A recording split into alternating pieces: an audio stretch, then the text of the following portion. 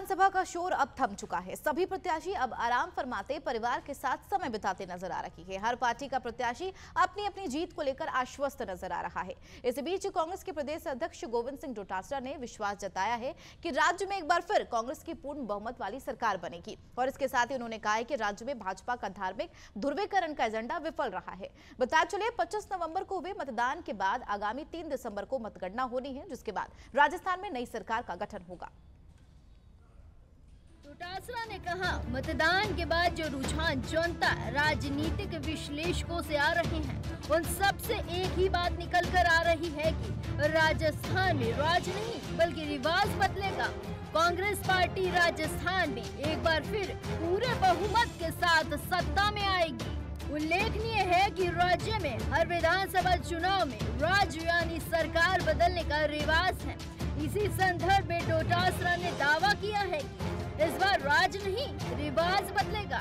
CM Ashok Gehlot के नेतृत्व वाली कांग्रेस सरकार को जहां घोषित जन कल्याणकारी योजनाओं के दम पर सत्ता में वापसी का भरोसा है, तो भाजपा विकास, भ्रष्टाचार और महिला अपराध मुद्दे पर सत्ता में वापसी का विश्वास जता रही है। डोटासरा ने बीजेपी पर निशाना साधते हुए कहा कि विपक्षी दल भाजपा के लिए धार्मिक ध्रुवीकरण प्रमुख एजेंडा है, लेकिन हमारी सरकार ने जिस तरह से सबको साथ लेकर काम किया, उससे राजस्थान में इनका यह एजेंडा नहीं चल पाया। राज्य सरकार की महत्वाकांक्षी योजनाओं की चर्चा करते हुए डोटासरा बोले कि घोषित जन कल्याणकारी योजनाओं व राज्य के बेहतर प्रशासन के मॉडल की पूरे देश में चर्चा है और उनको अपना करने की भी होड़ मची है।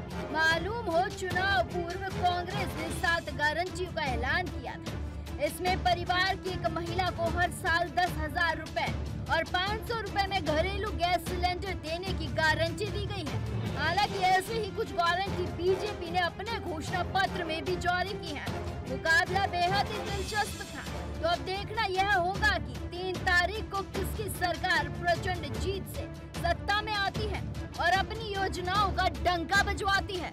Bureau report, Navtej TV, Jaipur. Rajasthan में जो चुनाव हुआ, वो अब की बार का चुनाव राजस्थान की गुड गवर्नेंस 5 साल की, कोरोना काल में जो बेहतर कार्य हुए, लोगों की जानें बची, कोई भूखा नहीं सोया, और जो बजट आया और जो योजनाएं, फ्लेक्सिब योजनाएं जो लागू की गई, वो राजस्थान में नहीं बल्कि अपितु पूरे देश में चर्चा का विषय थी।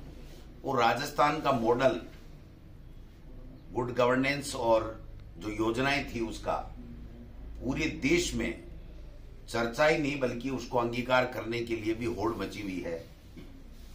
ऐसे में मैं समझता हूं कि राजस्थान की जनता ने कांग्रेस पार्टी को हमारे राष्ट्रीय अध्यक्ष आदरणीय खड़गे साहब जी के नेतृत्व में, राहुल गांधी जी की जो हमारी 4000 किलोमीटर जो भारत जोड़ो यात्रा निकली और उसमें जो मुद्दे राहुल गांधी जी ने लिए, उनको भी लोगों ने स्वीकार किया।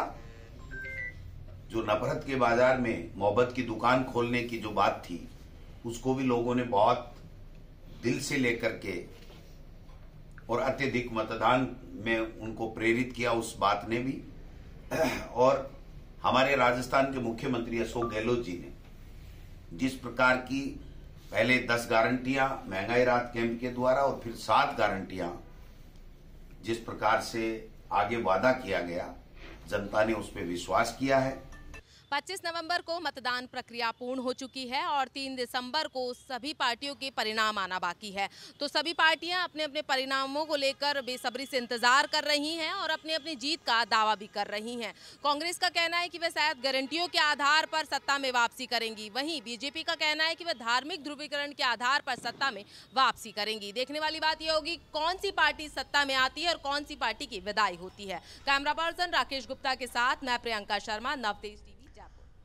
देश और दुनिया की हर बड़ी खबर के लिए सब्सक्राइब करें नवतेज टीवी और पल पल के अपडेट्स के लिए बेल आइकन को दबाना ना भूलें, क्योंकि आपकी खबरों का भरोसेमंद साथी है नवतेज टीवी।